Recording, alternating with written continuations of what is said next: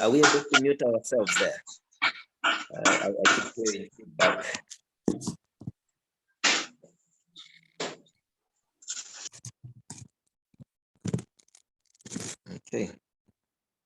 Okay, so we can continue now. So firstly, we're going to talk about basic animal healthy practices and tools. Like I was saying, in this module, first and foremost, we're going to try and provide you with understanding of the basic animal healthy practices in food animals. So what are those, some of the, in terms of practices that will enable you to be a better animal health practitioner?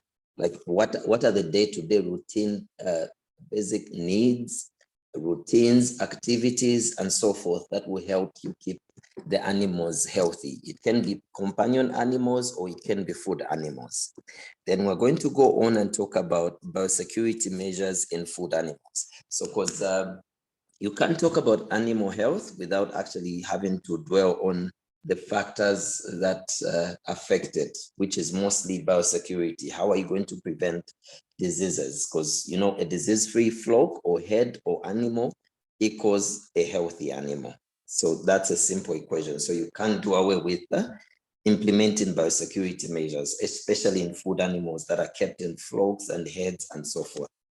And then from there on, we're going to also try and discuss the standard vaccination protocols in different food animals. So basically, we're talking about healthy animals, animal health. So we can't run away from the fact that in order to have a healthy animal, you have to actually vaccinate it.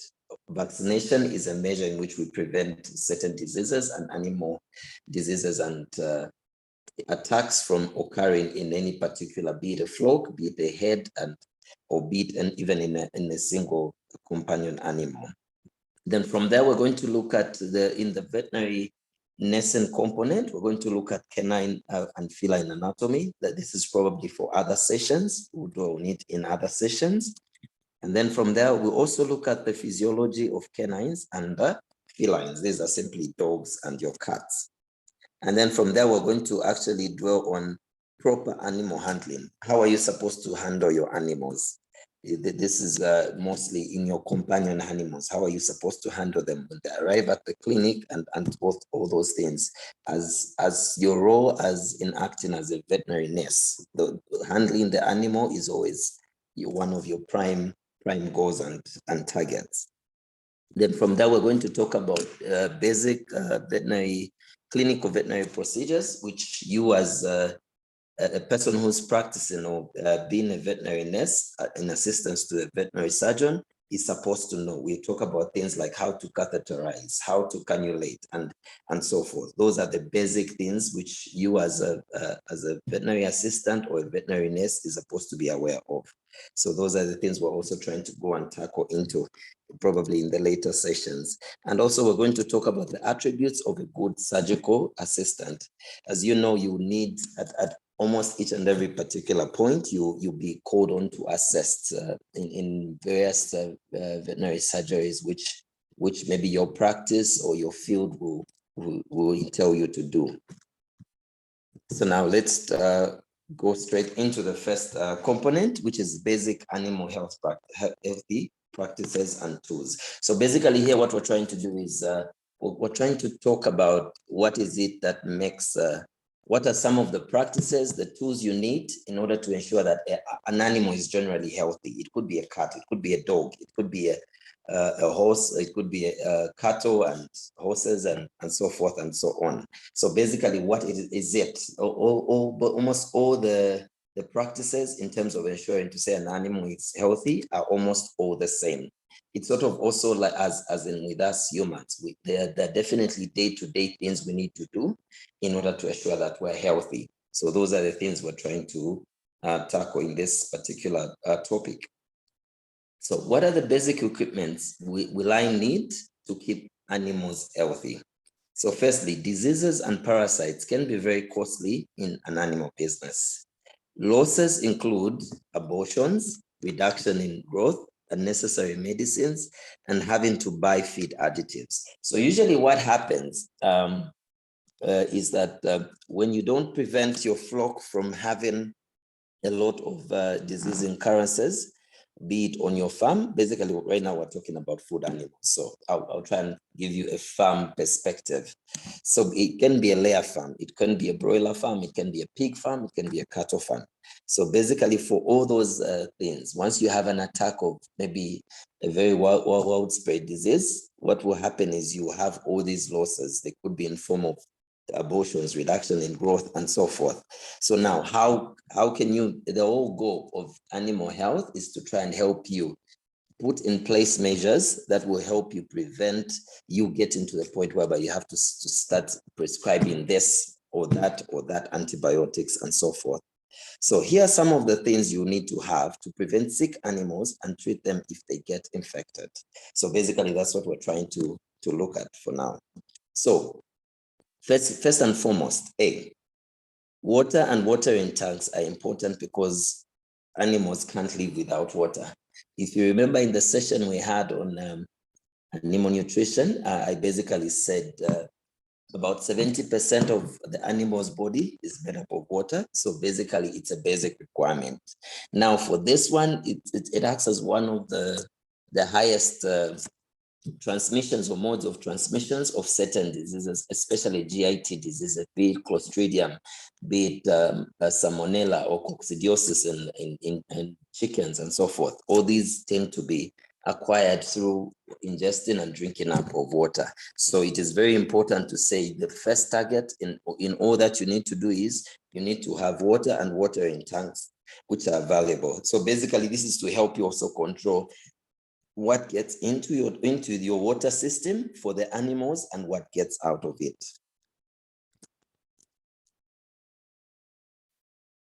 So keep the waters full and free from debris. So this is always a must. This is a general practice. Make sure that the water, if you're using a water tank system, say at a farm, you always need to make sure you implement a routine cleanup of some sort, be it on a weekly basis. You make sure your tanks are dry and then you clean up very well. This is just in order to make sure there's no debris there.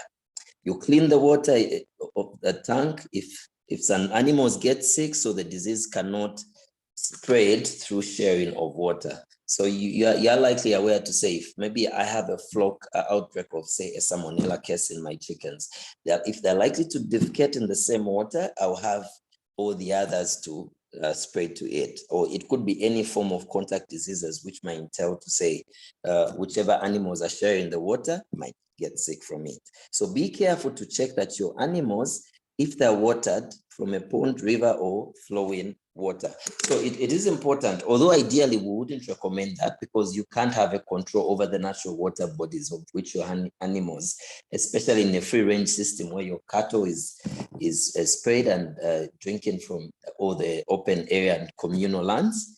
This tends to be a bit of a worrisome threat because you can't control. So that if possible, you could introduce a system whereby you know where the water source is coming from so that your animals are better prevented from that, from taking up any external or foreign bacteria. So continue. So the next thing we're going to talk about now is feed. Feed is the second most important carrier of all your contaminants and your pathogens and viruses and so forth. So now feed should be kept from spoiling or rotting. So feed storage is very important. I know these are some of the basic farm management traits we often tend to overlook as animal scientists and practitioners because we think they're so basic, but if you look at their pathogenicity and pathogenic potential, you'll be amazed at how these simple management practices can be helpful. So you should keep it from rotting and spoiling. So this is basically how are you storing your feed.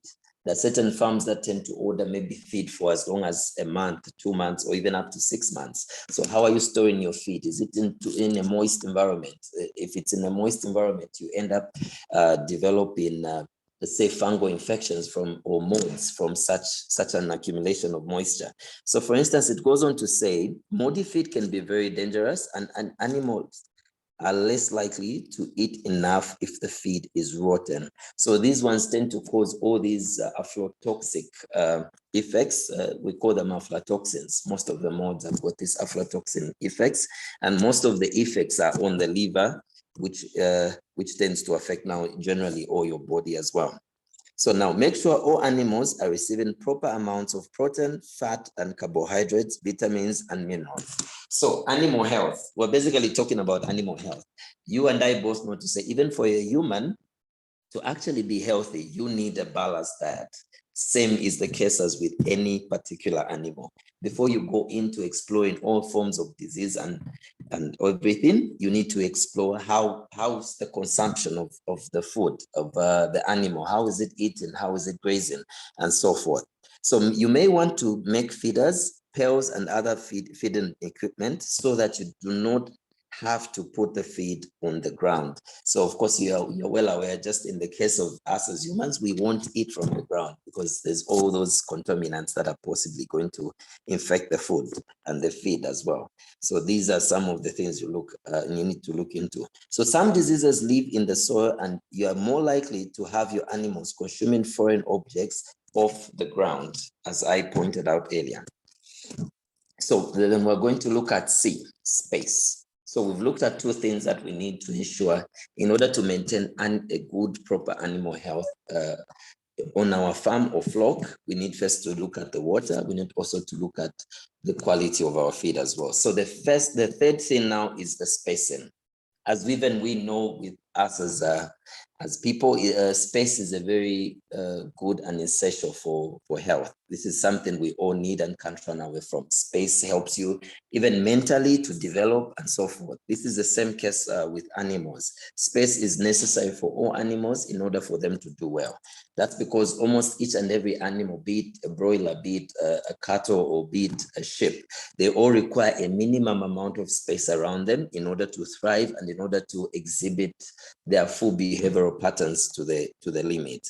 So do not overcrowd animals, because contagious diseases will spread faster and will be more difficult to watch all animals closely. So basically what happens is, if say I have an outbreak of, say, infectious bronchitis in a flock of layers, what will happen is the closer they are together, the more likelihood that the next bed will infect the next one. So now if you have a well-ventilated and well-spaced system, you reduce the likelihood of even the spread of certain diseases, be it fecal oral diseases or be it airborne diseases, because of the spacing you provide. So that's a good health parameter to also look at. So even in your assessment of what could have caused the disease, always look at space as one of the vital statistics you need to look at. So since different animals have different space requirements, check to see if what your animal needs. You may need fences, cages, buildings, and other materials to help you create enough space for your animals. So basically, I'll try and make a slide in which we can just focus on the basic space requirements for almost each and every particular animal. So for instance, in beds, as per requirement, we have a standard of 10 beds per square meter. That's in broilers, and in layers, it's about 7 beds per square meter. So different animals we have will have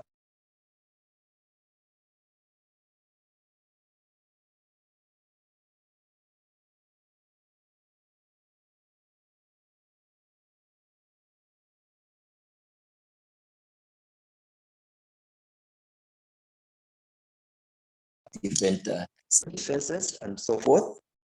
We'll go on to the next slide. What are the basic requirements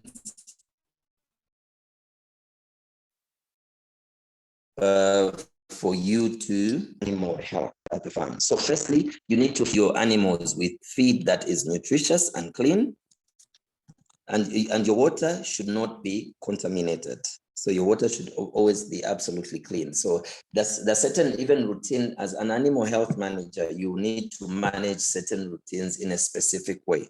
So you need, if possible, you could do routine tests of your water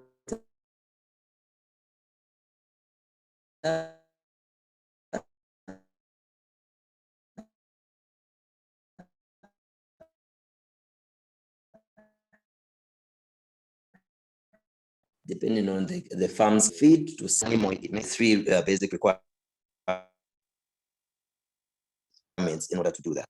So what equipment will I need? Will I need to keep animals groomed? So in order to maintain an animal healthy, proper grooming is a must be done to all animals. So firstly, we've talked about all these basic requirements: water, food, and space. But on top of that, even general hygiene is also very important. Just like us as humans, we go to bath almost every day, we brush our teeth and so forth routinely. These are some of the things that we tend to overlook, especially I think in Africa. I've never seen a grooming service or a farm that does grooming. Maybe for our friends, the whites, they tend to be more serious about such. So basically, so for you, in order to maintain a good animal health, you definitely have to groom your animals. So if given the opportunity, all animals would prefer to be in a clean environment. If given the opportunity, just like you and I, if I was to ask you to say, choose between living in a dumpster and living in a clean, nice, expensive, rated area in town, you definitely prefer the high cost area to somewhere which is the low cost area, because you have all these things that come with it, the cleanness around it and the space around it and so forth. This is equally the same for our animals as well. So in nature, animals are able to clean themselves with rain, rolling around in dirt and other means as well. So all those characteristics you tend to see, maybe your dog might be rolling over, trying to scratch and so forth, and rolling in the mud in cases of certain animals. Those are all just symptoms or signs of them telling you to say they're cleaning up. Okay, so in captivity, animals, they don't always have access to these amenities, which is true, as compared to our animals, which we have domesticated. So they rely on their own owner to keep them groomed. So these captivity animals rely on us in order for them to be groomed. So grooming entails caring for the skin, the hair, the feet, and the wolves and other areas of the animals. So these things should be routine on every animal and every practice. So if kept clean, the animals under the skin and the coat is less likely to be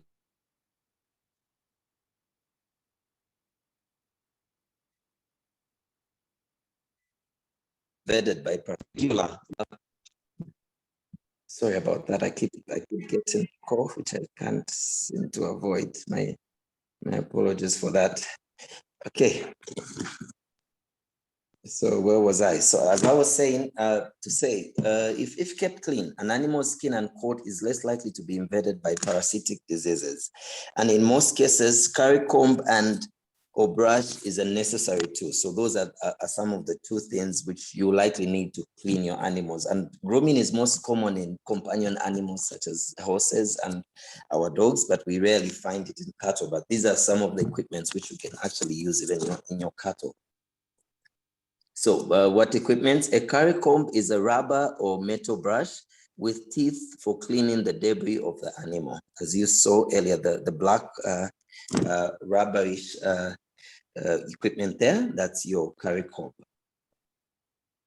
So now, never bath any animal too often, as it will take away the natural oil. So it's advisable, although we want to groom these animals, especially our animal food animals, we don't really want to brush them too hard, as this will take away the natural oils, which nature has helped them to try and adopt and also try and protect as well.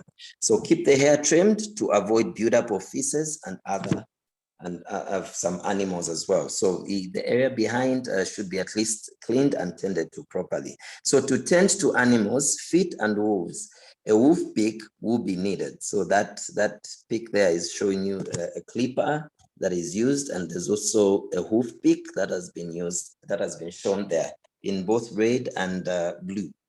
So now you also need to trim the hooves of some animals to clip the nails and others. So you've seen the second picture there, shows a hand of a man holding a clipper. So all those things are things you need to look into. You will be trimming hooves. It's also practical to prevent certain diseases like foot rot and so on. So now debris and feces can accumulate on the feet and can be very dangerous. So like I said earlier, so there are certain diseases which can be prevented by simply just clipping the wolves of say your cattle and your sheep and so forth, because there's so much debris that tends to accumulate down under the wolves. So other areas that need to be kept clean include the ears, the genitals of the animals as well. So these are the other two areas which we need to keep clean. So now, trimming and caring for feet of beef cattle. Why do we need to do this? It might seem like a rhetorical job, but we need to also know the health importance of it as why we do certain practices. Why? The feet should be trimmed regularly so that the animal will stand squarely and walk properly. So what happens normally is the wolf, the stem cells on the wolf tend to grow more on the front of the wolf than rather on the side. So what will happen now is if the wolf, if the front side of the wolf, it tends to overgrow the back side, which is on the back, what will happen is that in terms of manipulation and also locomotion, that will be affected because your animals won't be able to stand properly and move properly as well. So now, besides the long toes and unevenly worn hooves are unsightly in appearance, so that they're not also so good to look at in terms of cosmetic. So how? Where available, the animal should be secured on either a tip over or a type of trimming table or chute. So the first picture there or image you're seeing there, that's what we call a tip over type of trimming table. That basically just helps you to tip over as you're cleaning, or a tip over hydraulic chute.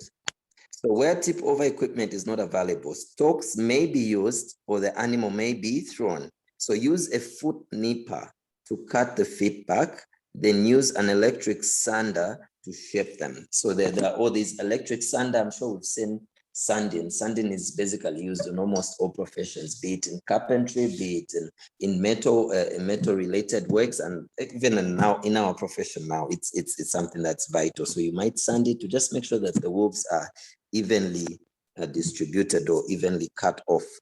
So trimming should be done or supervised by a person with experience. In some areas, professional trimmers are available for hire. So there are certain, Western countries where your profession is entirely just based on grooming the cattle, be it clipping or trimming the wolves. So the feet of some animals should be trimmed regularly, as often as 2 months, every 2 months. So that's another health practice tip which we need to know. Every 2 months, your cattle should be trimmed off. So the feet of some animals should be trimmed off every 2 months. So too much trimming at any one time, however, may result in lameness. For this reason, it is not advisable to work on feet immediately before an animal is shorn. So pointers on general trimming. So trim the inside toe and heel before trimming the outside toe and heel, because it generally grows faster and longer. So like I said on the earlier the slide, I mentioned to say the inside toe and heel tends to grow faster. So you need to trim it better so that you can have an even slant or plane on your toes, on your toes, yes, and your claws. So trim the toe before the heel to ensure that the animal will walk on its toes. That's the whole idea. So you always have to make sure you have an even plane. Wherever you're clipping, make sure there's an even plane on the toes of the toe. So review and summary. So basically, we're just talking about the basic. These are basic, and some of it I'm sure must have been boring for some of you because it's something you might regard as very basic. It's something you've heard before, something you've maybe even done before. So these are basic, although they might seem not very trivial, but they are very important actually. So in short, these basic things need to be followed in all animals in order for you to ensure a good animal health. So in review and summary, diseases and parasites can be very costly to an animal business. So now the job of you as an animal scientist, a veterinary practitioner, is always to ensure that you do not have diseases and parasites on a flock of or herd of animals. That's your business. I know in certain areas, it might be beneficial and lucrative because if you're getting more calls to say, my animal is sick here, can you come and treat it? It's of course very lucrative, but in terms of animal health, it's very much lucrative and very much fulfilling if I'm able to prevent a disease rather than if I'm able to treat it. So in any form, your aim should be always, firstly, we shouldn't have a disease, be it in a flock and or be it in a herd. So the losses can include abortions, reduction in growth, unnecessary medicines, and having to buy feed additives. So all these are the costs that come with the diseases. So this is the reason why you don't want to incur more costs, especially some of you who just go primarily into farming on your own.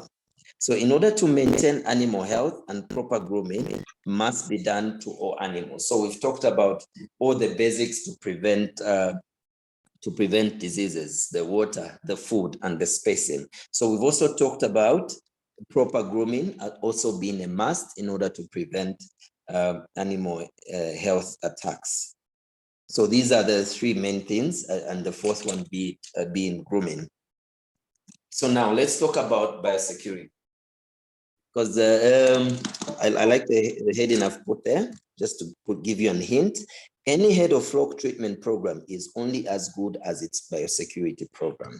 So basically, we might do all we can, say, to treat a particular disease, be it an outbreak of hemorrhagic septicemia, be it an outbreak of avian influenza, Newcastle, so forth and so on. All these, be it your animal diseases. You might do all the necessary things. You might have all the basic knowledge on how to treat, how to vaccinate, how to manage the disease, but even if you manage and you vaccinate, you always have recurrences if you do not have a proper biosecurity system taking place. So it's always primal that you focus on biosecurity measures more than you focus on mitigating a problem when it comes, say, to a farm, especially since this is in food animals.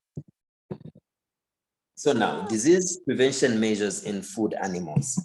So what are some of the principles of disease prevention? So there are about 6 principles or measures that need to always be put in place in order for you to prevent disease. Since the whole basis of us wanting to prevent disease is to ensure we have healthy animals and we have a healthy flock as well, and herd. So what are some of the things we need to look into? So the first thing is biosecurity, which we're likely going to talk about in detail in the later slides. The next thing you need to look at is building or construction. This might be your roofing. Sorry about that misspelling. It was supposed to be spelled roofing, not proofing. Your roofing, your foot deep, these are some of the measures you might put in place in order where people are supposed to dip their feet, be it when they come to your farm, the good ventilation and good flows. So if you look at the second point, which is building construction, all of this is just looking at the animal welfare of the animal itself, to say, how is it living? It's all just about the spacing, like we mentioned earlier. So all these things need to be looked at in order when constructing any form of building or structure for your animals. So the next thing, in order to prevent the measures to prevent diseases, feed and water medication. So facilities for quick treatment of medication in water or feed should be provided. Do not use chlorinated water. So there are certain farms, or there are certain medicines that you can either put in food, in feed, and in your water. I'm sure the in-water feed, especially in the poultry industry, is the one most of us are familiar with. So it goes to say you need an availability of water, you need an availability of feed, which you can easily mix and medicate properly. Because these are the two main modes of consumption which you can take into your flock, especially for, say, a flock of 60,000 layers and so forth. So also personnel control. Put this in mind to say most of the diseases, especially in herds and in flocks of food animals, are mostly transmitted by us, the farm workers ourselves. So so there has to be forms of personnel control. How are they moving onto the farm? How are they moving out of the farm? Which areas are they working at, and which areas are they not working in? So there has to be that form of movement control even among the workers in order for you to prevent diseases from getting into your farm. So sanitary, point number 5, sanitary environment through the rodent and insect control, carcass disposal, litter removal, and washing and disinfecting. So for you to, in order for you to ensure a proper sanitary environment, you need to have a system in which you are controlling rodents. Rodents or rats are one of the major carriers or vectors of diseases, especially in the poultry industry. You'll find that they act as a reservoir for so many diseases: Pasteurella, Salmonella, even actually, if I'm not mistaken, even rabies. No, rabies is mostly from rabbit bats, but also those are in the form of rodent family. So even insect control, there are so many insects that tend to also transmit diseases. So in this case, in terms of insects, you might have your tick-borne diseases. This is mostly in your cattle and in your pigs, and your of course your ruminants such as your sheep and goat. So mostly you need to control the ticks, because we've got all these tick-borne diseases that they tend to transmit, such as Theileria, ECF, and Babesia, and so forth. So all these need to be controlled in order for you to have a healthy, a disease-free flock or herd. So also basic practices such as carcass disposal. When you have a carcass mortality, how are you disposing it? Ideally, the standard recommended mode of disposal is always 6 feet under. It's almost a general rule of thumb. Almost every carcass, you must bury it 6 feet under in order for it to not cause a threat to the other animals that are left living. So all those things, how are your measures in terms of washing? Even the equipment you're using. Are you washing your drinkers? Are you washing your troughs in case of beef animals? Are you washing even your feeders and so forth? And also vaccination. I can't stress this enough. Vaccination, there are certain diseases, even if we were to do all these 5 above measures, we'll still need to vaccinate in order to keep our animals healthy. So vaccination is something we can't run away from in many diseases. So biosecurity, what is this same biosecurity? So first and foremost, before I even go on to the definition, just from the nomenclature itself, you're able to tell to say it's a compound word of 2 words, which is bio and security. And from our biology, I'm sure we all know to say bio means life, and security, of course, means to protect something. So in short, if I was to combine those 2 words, the word we're going to come up with is simply protecting life at the end of the day. So basically, these are the measures in which we help try and protect the life of these animals. So now, in definition, all procedures used to prevent the introduction and spread of diseases. This is simply what biosecurity is. These are procedures that are used to prevent the introduction or spread of disease on your farm or in your flock or herd. So what are the objectives? What are the objectives of biosecurity? Mainly, the main goal of biosecurity is to prevent the entry of disease. That's why we're putting in all these measures, or we want to put in all these measures. We want to prevent disease from coming into our flock. What is the next thing? We're trying to control the spread of disease. So there are certain instances whereby there are certain diseases which are already endemic. What I mean by endemic is these are certain diseases that, you like it or not, they're a part and parcel of your flock. These are diseases that tend to maybe recur on the farm and so forth. So these are diseases you've just kind of, as a farm or as an animal health management system, you've come to make peace with them, to say, okay, these are diseases which are going to always be part of us. At the end of the day, they'll always be a part of us, and we'll always have them. So I remember the layer farm I used to work with. It was a very big farm. There was one disease that always kept giving us hell, and this was Salmonella gallinaria. I'm sure you will come across it once you enter your practice. This disease is something we just came to come and make peace with it. And the patterns in which it used to follow is you'd even predict to say, okay, this season, we're likely expecting it to attack again on the layer flocks. So those are certain diseases which you now just want to try and control. So your type of control of spread of disease might be through vaccinating and might be through maybe isolation. To say, maybe if you're aware to say this group of maybe cattle has got ECF, let me not be mixing them with this group of cattle, which is ECF free. Such measures, it can be even quarantine. To say it's a farm business that always tends to buy in new flock. You might have a system of separating them. That's also part of biosecurity measures as well. So what are the benefits? What are the benefits of this same so-called biosecurity? Firstly, it helps to keep out the diseases.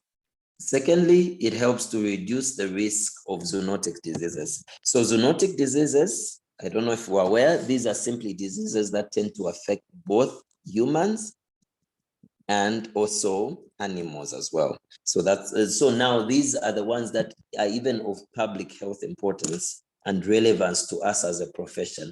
If we're able to prevent diseases from getting away from our animals and getting into us as humans, then we're doing our job in terms of animal health, and we're also doing our job in terms of the general public health perspective of things. So now, it also limits the spread of diseases. So the diseases will always spread. That's in their nature. Diseases will always spread. Diseases will always be there. But with a well-working biosecurity system, you are able to tone down the amount or the rate at which diseases spread, be it from one farm to the other or within the farm itself. So it also helps protect the public health. So this one is, as I mentioned on point 2, in form of zoonoses or zoonotic diseases. So if you're preventing the diseases from occurring in your own flock, you're also indirectly protecting the humans who are likely going to be the end consumers of these food animals which we're producing. So it also improves the overall flock health. So if you have what this simply means is, in terms of burdens, they're what we call in ELISA testing. There's a diagnostic tool called ELISA. When you're testing in terms of ELISA, you're able to determine how much concentration of a disease I have. Earlier, I gave an example of Salmonella. So you're able to tell to say, okay, at this point, we have this much concentration of Salmonella on the farm. So even in this case, biosecurity has been used as a measure of seeing the progress in terms of a disease reduction or elimination. So that they could be routine tests which you do. First, you're preventing your disease. You're also checking by doing tests in the flock and in the head to see how much of it is now there. And so that you can directly compare with the measures you're putting in place. Are they working or are they not working? So that's some of the benefit as well of biosecurity. And it also cuts costs on disease treatment. Trust me, when it comes to disease treatment, they likely cost even close to 100% or 100-fold of what it would cost you to just implement these disease management practices of biosecurity.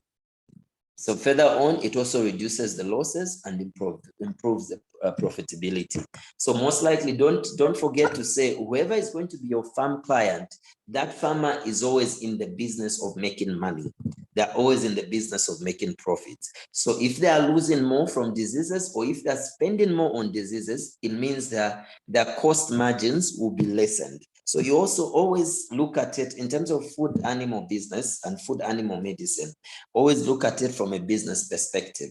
How much is my client losing? From there, they will even be able to identify your value. So now imagine if you went to a farm, you implemented a biosecurity measure, and and then say for a disease such as Newcastle in our currency, I think costs close to, in layers particularly, for you to vaccinate a total up to maybe point of play, you'd spend about close to 100,000 kwacha, which is in dollars is about, divide by 2, about 5,000 US dollars, somewhere there, just on a flock of, say, 100,000 flocks or 70,000 flocks. So now, if you went to the farm and give them a measure which helps you prevent Newcastle to a point whereby they don't have it. Now imagine them saving a 5,000 US dollars on their 70,000 flock, compared to them spending maybe 100,000 on revaccinating again, then them spending again an extra monies on antibiotics, which would cost them also a fortune as well. So they would even be able to see the value in your services as well, compared to you simply prescribing and telling them to buy A, B, C, D, and so forth. Because these are businessmen. All they look at is return on profit. So always, those are some of the main benefits of encouraging biosecurity in any farm system and any head system as well. So how are diseases spread? So we can't have a biosecurity systems set in place if we don't know how diseases move. What are the characteristics of diseases? Basically, we term this as epidemiology.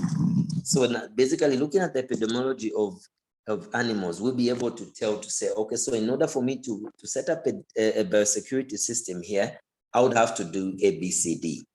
So now, movement of people, animals, and equipment and vehicles. That's the first way in which diseases spread. So people might be moving from one farm to the other. Animals might be moving from one farm to the other, or in form of communal grazing, like I mentioned earlier. They might be intermingling with other farms animals, and that could be getting diseases onto the farm. And also equipment. You could be moving maybe within the farm, equipment that is being used in house A into house B and so forth, and that would be sharing all the diseases which the farm is burdened with. So contact with neighboring flock. As I earlier mentioned, there's a tendency to, especially in setup where there are a lot of neighboring flocks around, whereby there's always an intermingling of diseases that always happens. You hear that this farm had maybe say infectious laryngotrichitis, and even the next farm had it. I think those are some of the challenges I noticed in the times I was practicing in farm medicine. Yes, we would have all these cases when your particular farm has a particular disease, you'd hear it also on the next disease as well. So those are some of the ways in which diseases spread. So also contact with insects, rodents, stray animals, and pets. So all these are vectors which tend to go around and maneuver around with diseases, be it on their fur, on their coats, and so forth. Contaminated water and feeds. Of course, this point is still coming back from our earlier introduction. You always need clean water. You always need clean feed as well. Inadequate cleaning and disinfection. Disinfection and cleaning should always be routine and should always be a must if you're going to have a good and healthy flock of animals. So, biosecurity information. Here we're trying to now basically set rules. What are some of the rules that need to govern this same setting up of biosecurity? What do we need to do in order to try and set up this? So strictly limit the control and access to the farm, fencing, or controlled entry point. So that should be always your first thing. Limiting or restricting entry into the farm. So this is the number one rule that most biosecurity measures are based on. So firstly, you must only restrict it to maybe say only the farm workers, and that's all. Maybe there might be buyers who maybe you trust so much, but those also need to have a restrictive measure to how much access they have to the farm as well. Keep an all in, all out flock management. So what this is simply a system of movement in terms of your flock. So what do we mean by all in and all out flock management? What we simply mean is all the flock, say if I'm dealing with a batch of broilers, if I order say 1,000 broilers today, and I make them enter into my farm, ideally, they are all supposed to go out of the farm once they get to market weight, which is about 6 weeks. Once they get to market weight, they're all supposed to be sold off before I can introduce any other batches or flocks into my farm again. That's an all in, all out system. All of the birds that came in as chicks, day old chicks should also equally come out as market weight chickens. None of them should be left on the farm, and we need to clean up where they were and disinfect and so forth and ABCD. So that's what basically an all in, all out system is. That's one of the basis of biosecurity. You always have to have an all in, all out system. If say you're ordering pigs, I think the best example I can give is for beef animals. There are those farms that have a system of fattening cattle. They tend to buy maybe from local villagers and local farmers who don't tend to keep the cattle so well. Then they flash feed them. There's what we call flash feeding, whereby you just feed ad libitum until they get to grow into market weight, then you slaughter them for consumption as beef and all these other nice beef pieces that we get to enjoy on the table. So basically, even those, they need to always practice an all in, all out system. If I get all my cattle from different farms, bring them on the farm, I fatten them, and I sell them, all of them should be sold off before I can bring in another flock. Because what would happen is, if there's always this constant intermingling from one batch of purchased cattle or purchased animals to the next batch, you'd have all these intermingling and recycling of diseases on a farm. I hope that's clear and paints a good picture of what all in, all out flock management is. So now we need to provide a security and decontamination area. It's always important to say you're on every farm, you always set aside an area, and that area should always be just designated for disposal. And in terms of movement, should be restricted to and from that area, because you don't want now to be picking up the same pathogen you're disposing back into the farm flock. And the next point is saying, require that all persons entering the farm sign a visitor's logbook, vehicle plate numbers, and also be recorded. In big farms, you can have such a system so that you're able to trace. Okay, at this point, when we call this traceability, so it's easy to manage diseases if you're able to trace where it's coming from. But so say, for instance, if the farm has a constantly coming in vehicle, which maybe supplies feed even to other farms. Let's say a feed truck for a feed company that's supplying feed to this particular company and a farm, and it goes on to the next farm and delivers the next farm, and so on and so forth. So all these need to be tagged. That way you can be able to trace, to say, when did this disease start? What vehicles did we have coming in, or what people came into the farm? Where did they come from? You're able to get an idea to say, we're able to trace, to say, okay, so this disease, be it my FMD, came in from this particular farm. So next time we won't allow people coming from this area into the farm. So it's also a control mechanism as well. So that's what some of the things also that biosecurity involves. The next one is clean and dirty areas should be well defined. So what does it mean by a clean and dirty area?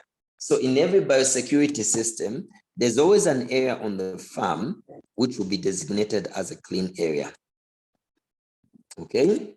And there'll always be on the farm an area which will be designated as the dirty area. So basically, what do we mean? What do we mean when we designate an area a clean area? And what do we mean when we designate a particular area in the farm as a dirty area? So basically, what this simply means is a clean area refers to a place within the farm or an area which you've just, even psychologically, it doesn't need to be necessarily fenced within the actual farm. But it could be just an area you've designated to say, this area will be our clean area on the farm. So what that simply means is no dirt should enter that area. No contaminants should be taken to that area. And usually clean areas, in terms of maybe say dairy cattle, the milking area. The milking areas, those are what you can designate as your clean areas. And in terms of maybe a poultry farming, your houses, your actual houses, be it your production house or your brooding house, those are the places you need to designate as your clean areas. So with those areas, whoever enters or whoever has access to it should be cleaned before entering. That's what that simply means. And then you also have what is called a dirty area within the farm. So what do we mean by a dirty area?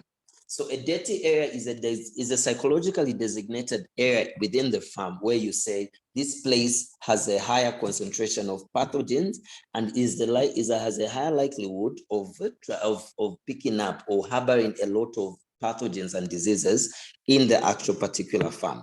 So this is the area in which you must be very cautious of and restrict as much movement as you can into this area. So what are some of the examples of a dirty area on a farm?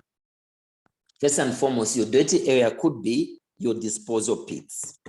There are those areas in which you will be they dispose the fecal matter, the manure, and all forms of debris that are produced from the actual farm. This could also be the area where maybe if it's in form of an integrated farm, these are areas, the areas would regard as dirty areas are those areas which you're not doing the same practice on another area. So what do I mean by this? I could be in an integrated farming system, I could be doing both broilers and I could also be doing pigs. So now, in terms of the broilers, this pig area or the pig house will be designated as a dirty area for the pigs, for the chicken broilers, sorry. That's because, dung coming from pigs has all high concentrations of almost every known bacteria as their normal flora. So what that necessarily entails is you need to prevent all this movement should be restricted away from the clean area. That's the whole basic idea. The clean area, people who work in the clean area should always work in the clean area.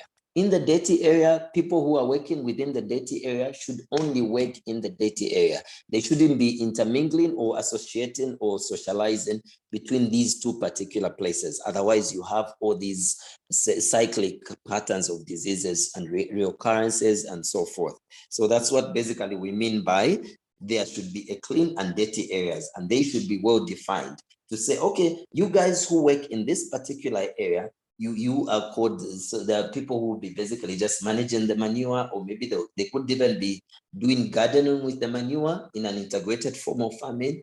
So those people should be regarded as people working in a dirty area. So it's up to you now as the vet or as the animal scientist to now determine which one is the clean area in a particular farm and which one is the dirty areas, and how best can I demarcate them or can I isolate them from intermingling together. So what's the next point? The next point is saying thoroughly clean and disinfect all equipment and vehicles entering and leaving the farm. So it is a must in all biosecurity systems. You're supposed to have wheel baths in place and foot baths in place so that you make sure to say you disinfect equipments and vehicles that are coming through. In well-modernized farms, you even come into what they call washers. There are sort of sprays which at the gate in which before and a vehicle enters, it's sprayed so that it is thoroughly disinfected before getting into the system. So do not use vehicles for transporting beds and feeds or waste materials. Do not use the same vehicles for transporting feeds, beds, equipment, and waste products. So this is in order to, like I said earlier, to prevent intermingling of pathogens. Because there's no way you can use the same vehicle to transport beds, which you transported in feed, which might be infected, or equipment, which might be infected, or even waste products. So that should always be a biosecurity rule in whichever case. Keep wild birds off. So we call this bed proofing. So this is mostly only applicable in poultry farming. So basically this one is because most of the diseases which we experience in poultry, just like most of the diseases which we experience in cattle are from buffaloes, most of the diseases we experience in poultry are from wild birds, which tend to have what we call carrier traits. There are certain animals, especially wild animals, with over time and over generations, they have sort of developed immunity for most of these diseases, which our flock is likely to incur. So with that immunity and resistance to these diseases makes them very good viable carriers. So now if they intermingle, most of the wild birds come mostly to farms especially poultry farms, for the excess feed that's available at the farm. Even buffaloes also tend to keep a lot of diseases, which if introduced into the cattle will have a lot of harmful effects. Just like in dogs. In dogs, you're mostly aware to say foxes are the carriers of rabies. So all this is in a bid to prevent all this intermingling of diseases, which is seemingly the wild animals are resistant to, but our domesticated animals cannot withstand. Pest and rodent control program. So this one is always a must. Like I said earlier on, pests such as ticks, fleas, and your rodents, your rats, all these tend to have these properties or tendencies of being carriers for a lot of diseases. So they themselves might not get infected or affected by it, but they'll just be vectors which would further on now transmit these diseases onto your food animal. Proper disposal of damaged eggs, dead birds, and litter of manure. This again is specifically for poultry. So regularly clean and disinfect all equipment and vehicles before and after use. After every cycle, thoroughly clean and disinfect all houses and equipment before the next batch. So what this simply means is every other cycle, there has to always be an introduction of a program whereby you always disinfect your equipment. It could be in form of formalin, ultroxides, and all these GPC8 chemicals that are used in terms of disinfection, but it's always a must to say after every cycle, be it a batch of broilers, before bringing in the next batch, you need to disinfect in order to ensure that whichever diseases which the previous batch of birds or the previous batch of cattle or animals might have accrued is cleared off, and you start the farm disease-free on a clean slate. So once clean, the farm should be closed and left idle. The longer the downtime, the better the results. So ideally, for instance, in poultry, the ideal recommended period is about a month. You need to leave the houses, your flock houses, unoccupied for a month before introducing in new broilers, new layers, and so forth. But what they're trying to tell us is that the longer the time you take in order to introduce the next flock, the better your chances of preventing diseases, because you give those pathogens that are being in the soil, in the environment of the chicken houses or the pig houses to actually clear off. How to formulate a biosecurity plan. So now as trained veterinary professions and animal scientists, now that we've known what biosecurity is and so forth, it is now upon us to actually be able to formulate a biosecurity plan. For a farm, when we're called upon, say by a client to say you need to help me, or you are consulted on to say I need a biosecurity plan, can you make me this? How best can I do it? So these are the measures you need to put in place.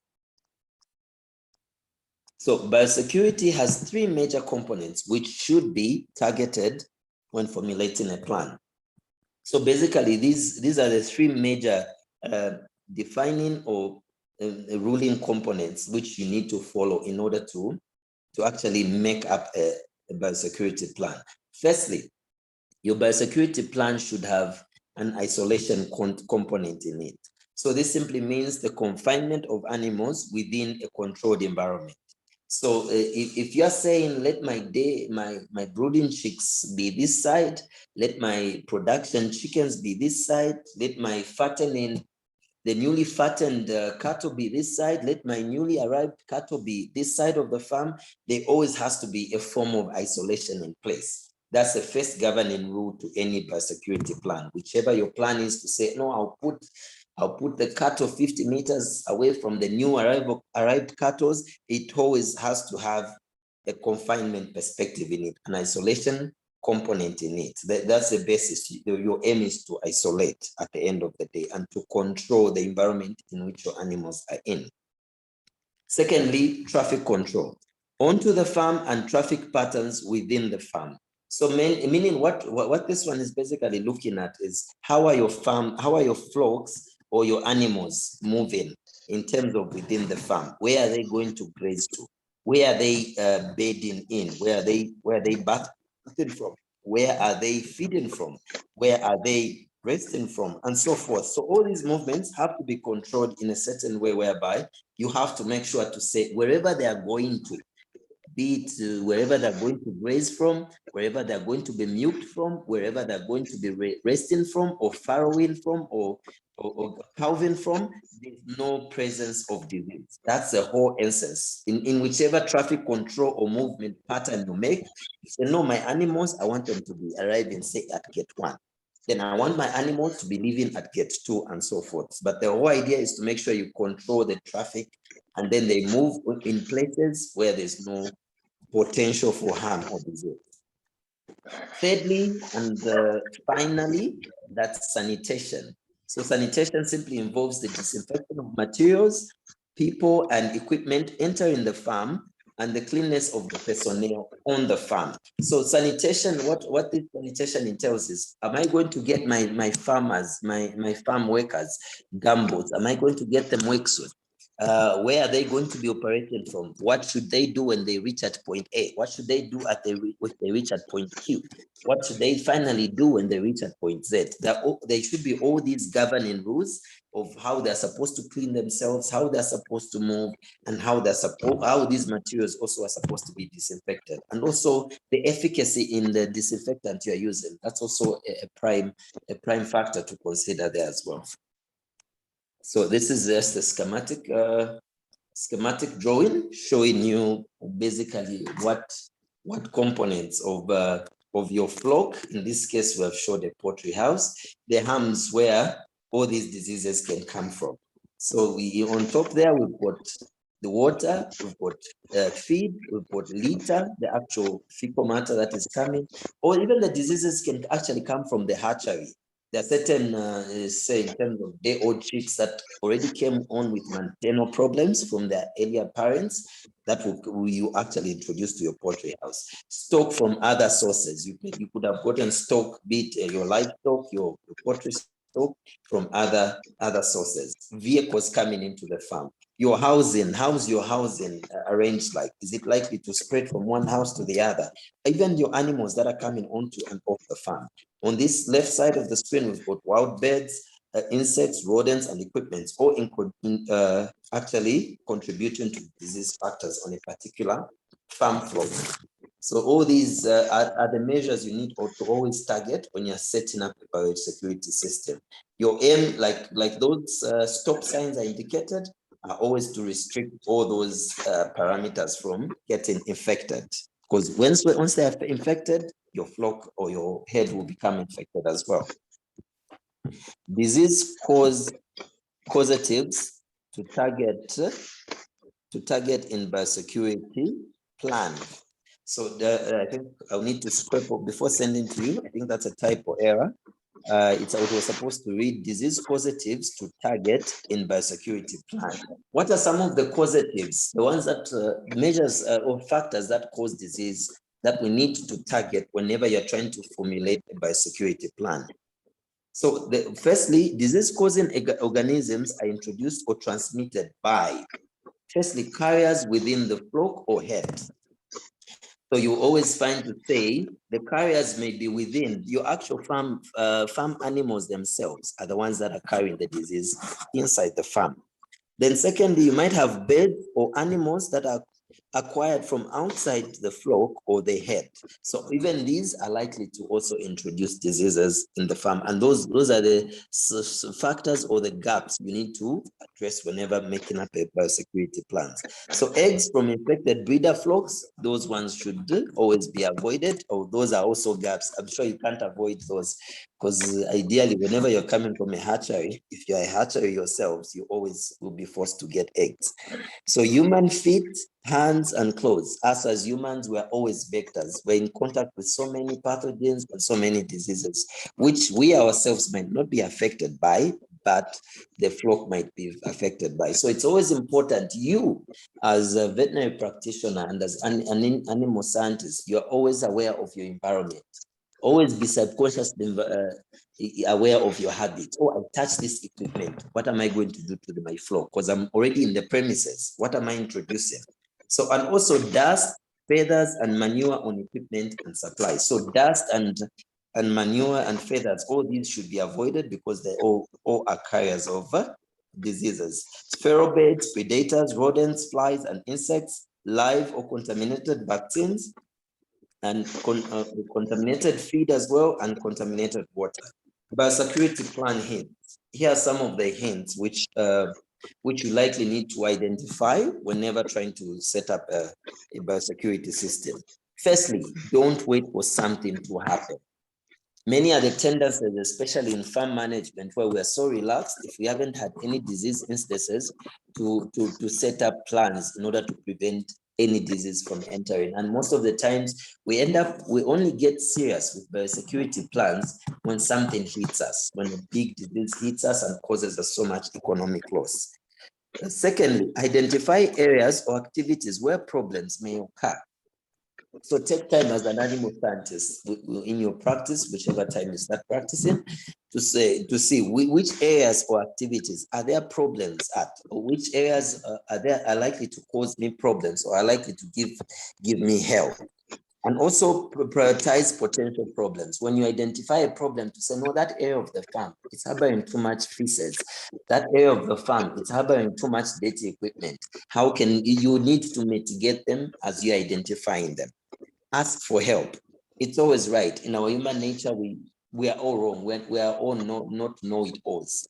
We always need help. You ask for help, you consult where need be. Plan to deal with potential, or how to deal with your potential problems. Always have a plan. How am I going to deal with these problems? Review regularly. Like as I earlier mentioned, you could review through tests. So if you had, say, a case of Newcastle, you could do extra tests to say, how are my Newcastle concentrations on the farm? Are we improving? Have we made progress in terms of how much burden we're having on this flock, and all those things? So those tests might help you even review to say, okay, we're going into the right direction. We're really making headway, and we're making the right steps into protecting the farm and ensuring animal health on our flock. Species specific within vaccination. So like I said, as part of animal health, you can't run away from the fact to say you need to vaccinate. So it could be your dogs, it could be your feline cat, it could be your cat or your goat, your sheep, and so forth. There's always need to protect or vaccinate them.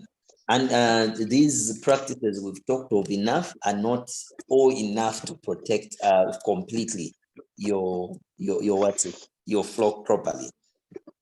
So we'll start with canines or the dogs. So in dogs and canines, we have got two main vaccines which are likely you are likely to encounter. The first one is what we call 5-in-1 vaccine.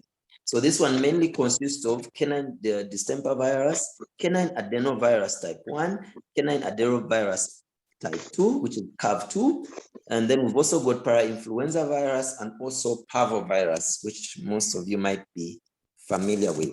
And then in terms of schedule, the schedule usually the first dose is given at 8 weeks, the second dose is given at 12 weeks, and then the final dose is given at 16 weeks.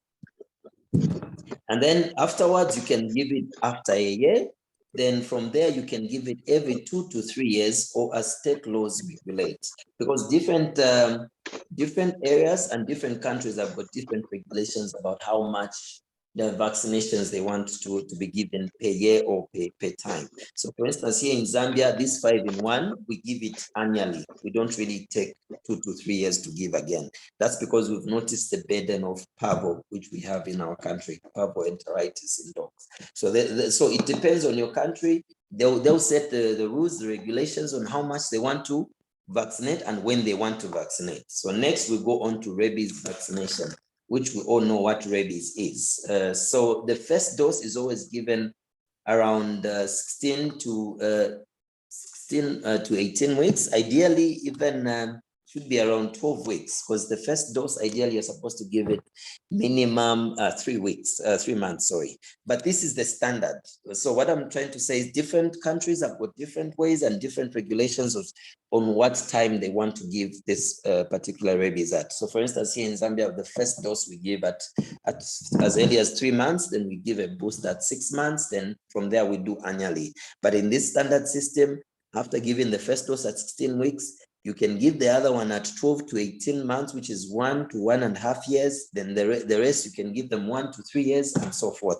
So all these are dependent on your state laws and regulations. So don't carry this as the actual Bible, the actual truth, because different countries will have different regulations on how they want to vaccinate. So let's look at the feline vaccination schedule, which is basically your cats. How do you vaccinate them? How do you protect them against diseases? This one, we've got a 3-in-1 vaccine, which consists of feline panleukopenia, we've got feline calicivirus, and we've got feline, that was supposed to spell feline and not feline, rhinotrichitis. And this is normally the schedule. At 8 weeks, you give your first dose. At 12 weeks, you give the second. At 16 weeks, your third. And then every 1 to 2 years. I'm supposed to indicate 2 to 3 years somewhere there. I think that's also a typo, which I'll need to re-edit. Okay, so now feline vaccination schedule. Also, your cats also need rabies vaccination, in case you didn't know. They're also prone to rabies, just like your dogs. So also this one, the schedule is almost the same, 16 to 18 weeks and 12 to 18 months, the second dose, and 1 to 3 years, or as your state laws regulate. So now let's look at, in terms of broilers, what are some of the standard vaccination schedules you need? So we've got your gumboro, which is given at day 5 in drinking water. You have your coccidio drug vaccine, which is given at day 6. And you can also have your Newcastle Asota, the first one at day 7. Another second booster at 15, and then the second Lasota Newcastle at 17, then the third Gumboro at day 29, and third Lasota Newcastle disease at day 30, and so forth. I'm sure you can see that schedule. You can look it up. There are different, by the way, protocols for vaccinations are never standard when it comes to broilers. Usually protocols that are set for in vaccination programs for broilers is simply dependent on what burdens your veterinarians see in that particular area or flock. So you can always play around with these schedules, but this is just maybe standard for you to have an idea. So this one, I think I adopted it from Poultry India. So in this one, the first day is usually Marex. The 5th day, they do the running tick disease, which we don't have in certain areas. So for instance, in Zambia, we don't do this Vanicate disease. Then you can do a Marex disease booster at day 7. You can do the debeaking. So this is just a standard program, and you can have time to look at it in your spare time. I'm also trying to rush against time and make sure I finish before 16:50 so that we can have time for questions. So then vaccination schedule for pigs. So pigs, it's always important. There are certain diseases that you always advise your clients on vaccinating, which are a must. We've got swine fever. And by the way, certain diseases I need to mention are also location-based. Different countries have got different regulations. There are certain countries that will never allow you. Like here in Zambia, we do not allow individual farmers to vaccinate on their own for FMD. There always has to be a government program that institutes that vaccination, not you as a farmer. You procure your own FMD vaccine and you start vaccinating and protecting your flock. That's because of the fear of introducing certain FMD strains in areas which are free of it and so forth. So those are also just showing you standards of some of the diseases, when they need to be vaccinated and how they need to be vaccinated. So you can have time to look at them in your free time. So we've also got a disease called PRRS, or porcine respiratory reproductive syndrome. So this one is dependent also, like I said, on the area. There are certain areas which you won't recommend it, but there are certain flocks, when you diagnose it and find it, you would recommend your client to start doing. So those are some of the rules which you need to follow to say in order to vaccinate. when you find your flock positive, you need to vaccinate the breeding head. And then it also is asking you, should I also vaccinate my growing pigs? Yes, it's telling you to vaccinate. Then in the case where you find them positive and stable, should you vaccinate your breeding head? It says yes, but in order to maintain stability and so forth. And all these other things. So that one is just a guideline on why you should vaccinate and when you should vaccinate and why not. So in short, if you see the last two columns that say negative, negative, in case you find your flock negative, it is not recommended to vaccinate your breeding head, but you can vaccinate your growing pigs if you see there's a threat for it. So we've also got porcine parvovirus. This is also a disease which affects most of our piglets, and is very common in terms of reducing productivity in farm flocks. This is also showing you how you should vaccinate and how much titers. Titers is simply concentration of the disease on the strain of the disease, and also it's significant. What is its importance if you vaccinate against this porcine parvovirus? So susceptible infection and reproductive failure, those are some of the main effects of porcine parvovirus, which I wish I had enough time, like I always say, to talk about all these diseases. But like I said, our program is sort of compacted, and it's aimed to shoot at you all this knowledge in as little components as we can. So that's why I can't go into deep of so many things. But that's just to give you an idea to say there are all these diseases that need to be vaccinated. There's also porcine sickle virus, which can be vaccinated one day after weaning, then it can be repeated after weaning and so forth. But most of these diseases I've identified later. All these diseases, especially in pigs, it's based on identification. First, you as a veterinarian, or maybe your veterinarian identifies that there's this disease, then you set up this vaccination program for your pigs. Let's come look at cattle routine vaccination schedule. So you've got your anthrax, your black quarter, your brucellosis, your FMD. All these need to be vaccinated, and it also shows you how much of a dose you need to give, the time of vaccinations, and so forth and so on. You've also got your HS, which is your hemorrhagic sepsemia. I'm sure some of these you found them, you've come across certain vaccines. You've also got theileriosis, which is caused by theileria. There are certain areas which are advised to vaccinate, and others just advised to treat. Also your TB, you can give BCG vaccine, the same one you give in children. You can also give in your cattle. Usually this is for areas which have been designated to say, okay, this area has got TB in it, and it's a threat to humans and so forth. So always make sure you consult your local veterinary practice or department to find out which diseases are regulated, which ones are allowed to vaccinate, and then you can follow these programs when recommending or setting up a program for vaccination. Then for cattle, for sheep and goat, it's mostly almost similar to that of cattle. You've got your anthrax, your black quarter, your FMD, which can be hemorrhagic sepsemia, or your sheep and goat pox, enterotoxemia, your CPP, which is simply contagious caprine pleuropneumonia, just the way we have got CBP in cattle, we've got CCPP in our sheep and goat. So let's look at the last component before we wind up today's lecture. We can't talk about animal health without, it was supposed to be without, unfortunately I need to re-edit that, without talking about animal welfare.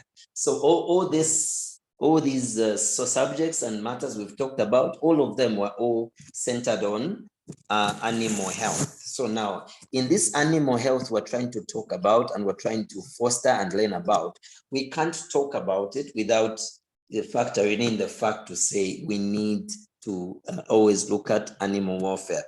There are so many diseases which you might think are diseases, but in actual sense, it could be just the animal telling you, I'm not living well. My welfare is not being looked after. I'm not eating well. I'm not living in a nice, spacious place. My psychological mental stability or psychological stability is not well.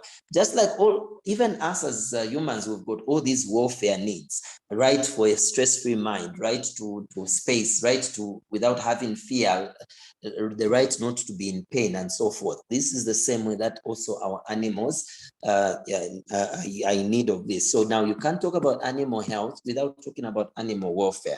So let's try to briefly just dig into it and then wind up the topic.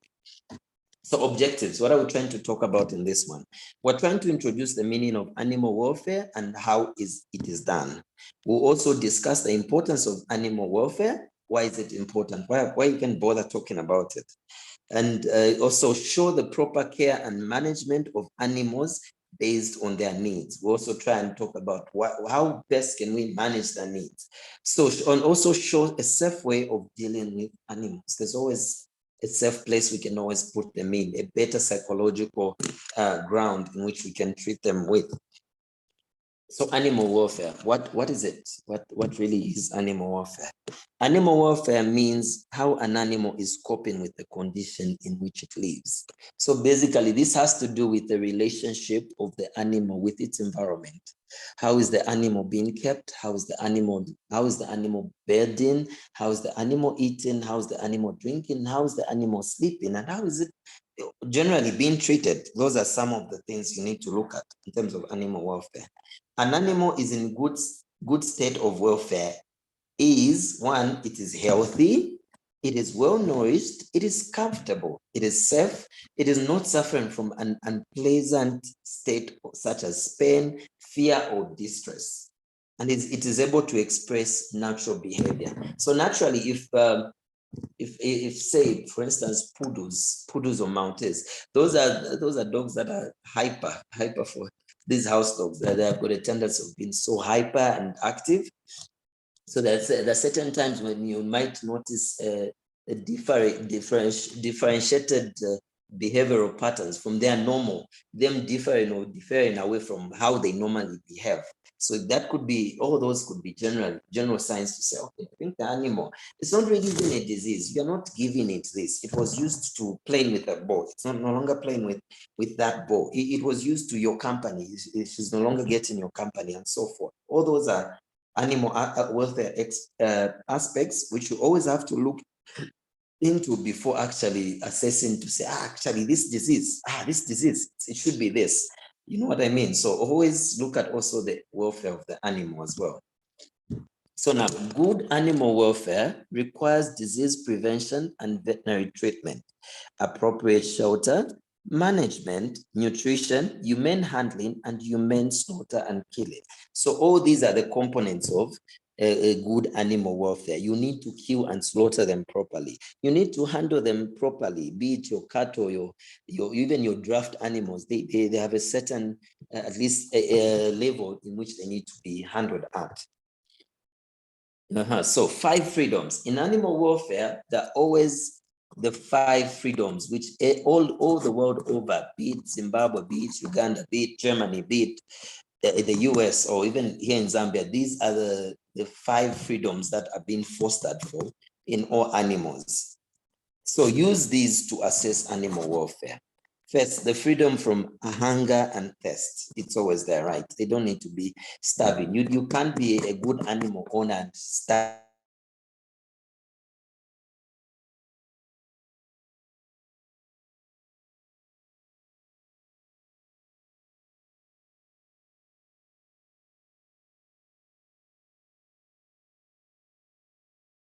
Behavior or tendency and signs of starvation. So we simply told the client, look, it's not even a disease, they're starving. It's as simple as that. You didn't even need to call us and now spend money over a household charge and so on, when you could have just simply been feeding them properly. So that's also a animal health aspect and protection you would have done on your own.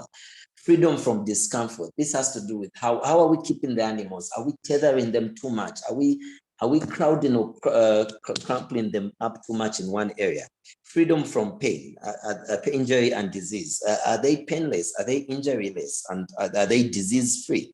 And so forth. Freedom from fear and distress. You always have to keep your pet, especially pets, you need to keep them in a nice environment where they're calm and stable for them to prevail and dominate properly. Freedom to express normal behavior. So there's a tendency among among certain pet owners, maybe they're not aware of certain dog traits. And when it does this, maybe it barks in a certain way or has a tendency of sitting on a certain place, they tend to beat it. So now it will have problems expressing its normal self. So your animals is always supposed to be freely able to express themselves. So all these 5 freedoms were established in 1992 at the Farm Animal Welfare Council, which was held in order to determine these.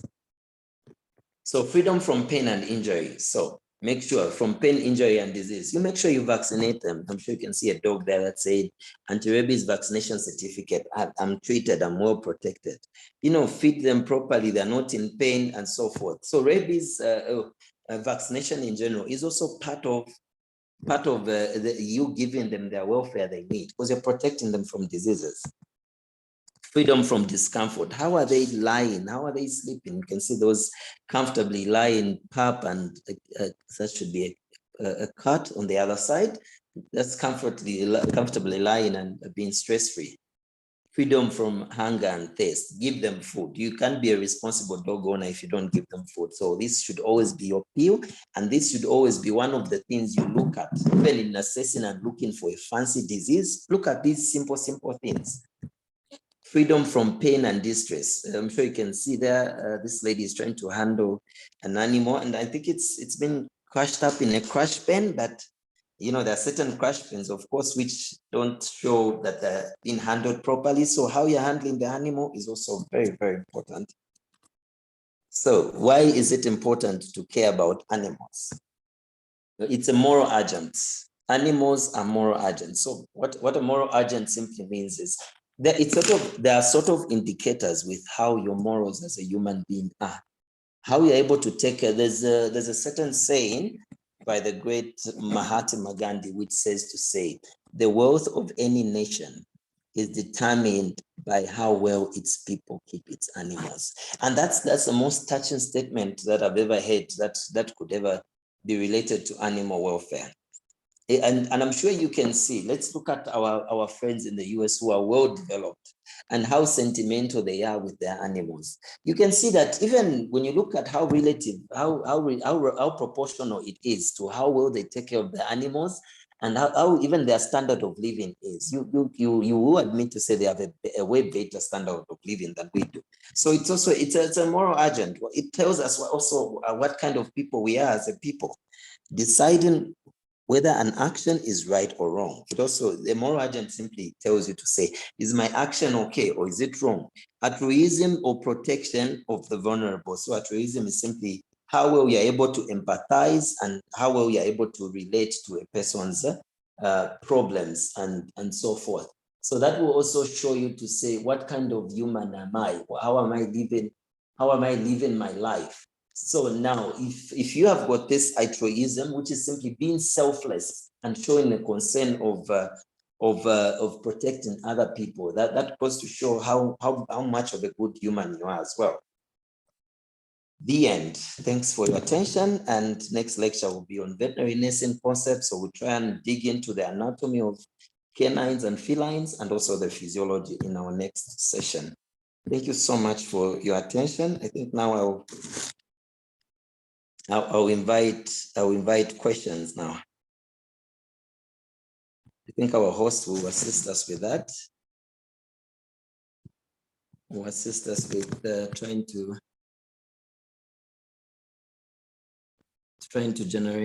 help us generate the questions and the platform for all those things.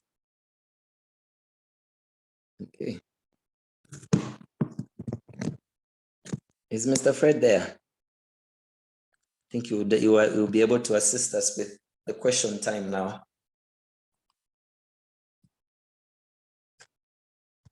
Is the host there?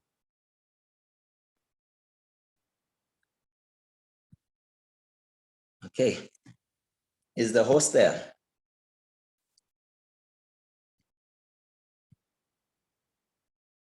Okay, so you can raise your hands if you have any questions, then I can try and unmute you, then you can ask your questions in this 5 minutes we have left.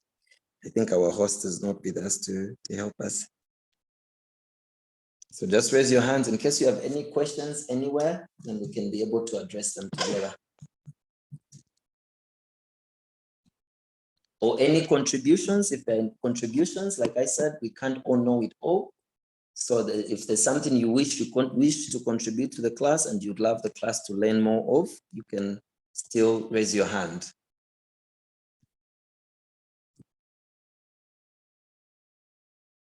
Anyone? There's no one?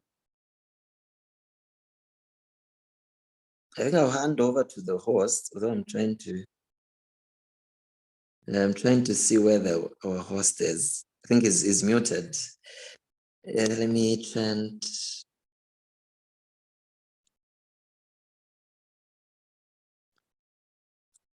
Okay. Oh, you Mr. Okay. Mianda Choma. I don't know if it's Mrs. Let me unmute you. Good afternoon, sir. Good afternoon, madam. Yes. I wanted to find out the importance of adding green vegetables to the feed for chickens. Green vegetables to adding feed to green vegetables? Yes, the feed for chickens, you add green vegetables. What is the importance for that? Okay, in terms of importance, it's firstly, you have to also look at your nutrition aspect of things. So your vegetables have got vitamins, and they've also got cellulose. Cellulose is unfortunately not digestible by our poultry, so it's not that much of a gainer in terms of energy. But of course, it has all these. Mostly, it's the vitamin and the roughage part of things.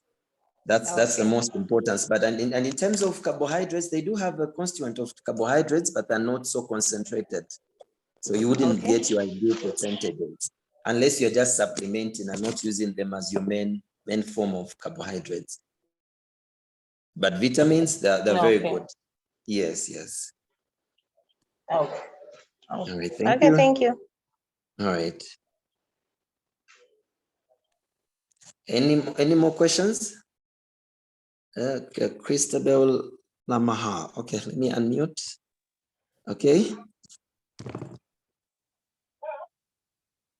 Yes, madam, I'm able to hear you. Yes, please.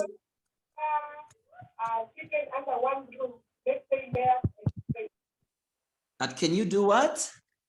Can you bear broilers and layers under one roof? Under one roof? Unfortunately, no. It's not recommended because research has shown to say broilers have got a higher disease burdens compared to layers. So let me paint you a picture why we don't recommend that. Firstly, you do realize that your broilers only live for 6 weeks. Isn't it true? Hello, are you able to get me? Yes, I'm getting you. Yes. So your broilers only live for 6 weeks, and then your layers are able to go as far as 2 years, which is about 90 weeks to 100 weeks tops. So now what happens is if you were to have a system whereby you're rearing broilers and layers, you would have a system whereby your broilers would always be leaving a lot of pathogens for your layers. So they would introduce a lot of poultry diseases onto your layer chicks, which needs to live for a longer period of time. So you would have a very high disease burden at the end of the day, which would make your layers very unproductive by the time you get them. So it's very uneconomical to do that actually. Based on the lifespan of broilers, they tend to live shorter, but they tend to leave a lot of pathogenic burden on the farm. So it's not really recommended. We highly discourage that. Okay, I hope I've answered your question, madam.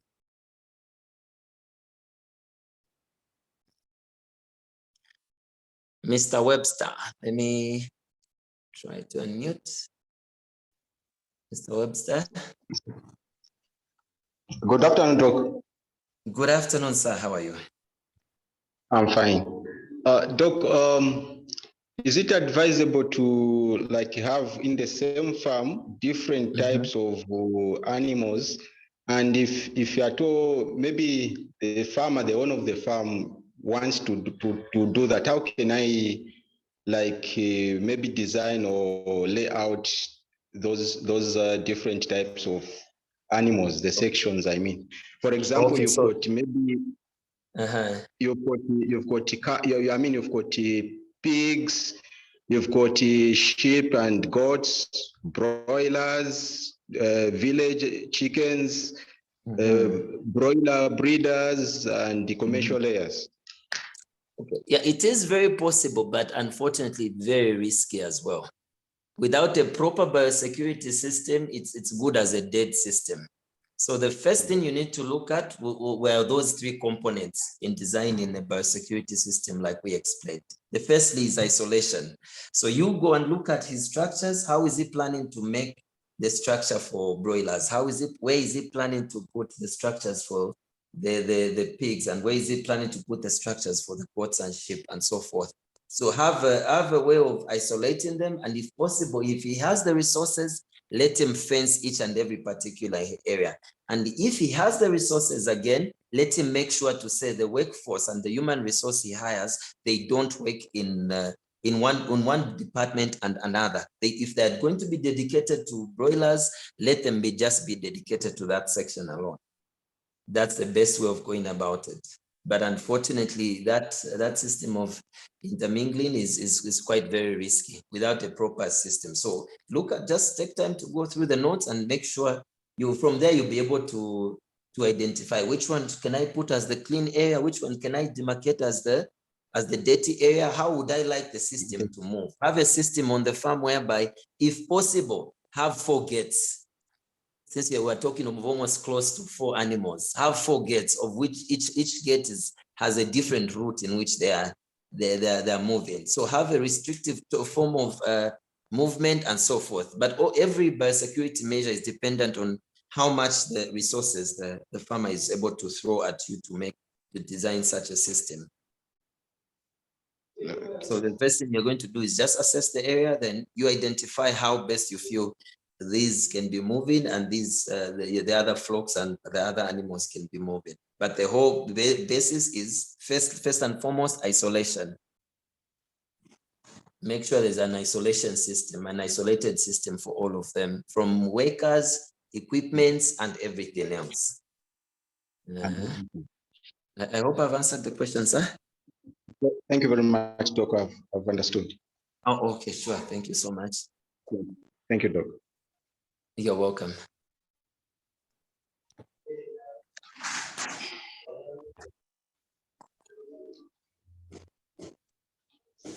Any more